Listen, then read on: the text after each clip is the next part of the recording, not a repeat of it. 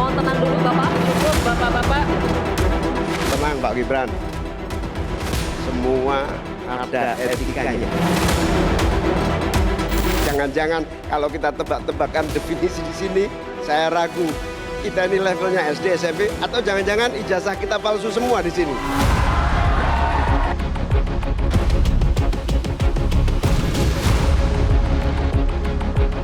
Saya lagi nyari jawabannya Prof. Mahfud.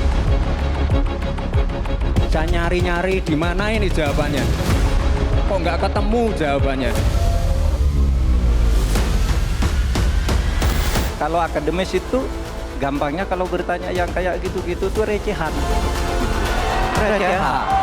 Recehan. Oleh sebab itu tidak layak dijawab menurut saya. Dan oleh sebab itu saya kembalikan saja ke moderator. Ini tidak layak dijawab pertanyaan kayak gini. Mungkin Tuhan mulai bosan melihat tingkah kita yang selalu salah dan bangga akan dosa-dosa. Dampak perubahan iklim ini semakin nyata. Banjir, kekeringan, kenaikan air laut, ini adalah ancaman nyata dan sudah di depan mata. Ojo sakar pilih. Taubat itu dimulai dari etika. Sekali lagi, etika. Etika lingkungan dan etika pembangunan. Jangan ugal-ugalan, jangan ngangkangi aturan, jangan sembrono. Ojo sakar pilih.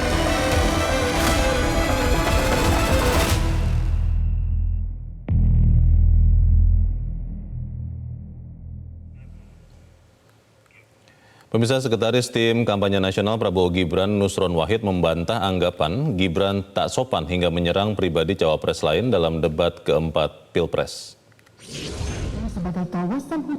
Nusron pun mempertanyakan pernyataan Gibran yang mana yang disebut menyerang pribadi cawapres nomor urut 1 Muhaimin Iskandar maupun cawapres nomor urut 3 Mahfud MD. Nusron membantah dengan tegas anggapan Gibran tidak punya adab. Saya menganggap apa yang disampaikan oleh Mas Gibran semalam tidak ada serangan pribadi. Kalau dikatakan serangan pribadi, apanya? Kalau mengatakan ada Mas Gibran secara etika nggak sopan, saya rasa tidak. Itu hanya masalah, kalau saya orang Jawa kebetulan, saya pernah jadi anak muda orang Jawa, memang gaya komunikasi orang Jawa itu nggak mungkin ngomong, tapi dengan gaya gestur begitu dan sebagainya kalau menyampaikan sesuatu. Nah, kalau dikatakan Mas Gibran dianggap tidak punya adab, buktinya begitu acara debat selesai begitu sengit, salaman dan cium tangan. Calon Presiden Anies Baswedan sebelumnya sempat merespons pertanyaan wartawan soal penampilan Gibran yang disebut menggunakan gimmick di panggung debat. Anies menyinggung soal penyampaian pandangan yang memiliki substansi kuat, maka tidak perlu diwarnai atraksi. Kalau substansinya kuat, tidak perlu banyak atraksi. Rumus itu.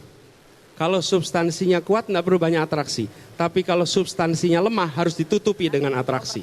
Oke? Itu sederhana sekali. Yang kedua, ketika kita menyampaikan gagasan, akan bisa terlihat mana gagasan yang otentik, mana yang kosmetik. Oke? Anda akan bisa menyaksikan di situ.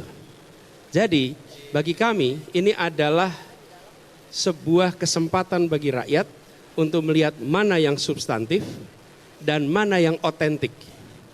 Karena pada merekalah kita perlu titipkan kepercayaan untuk masa depan Republik ini. Jelajahi cara baru mendapatkan informasi. Download Metro TV Extend sekarang.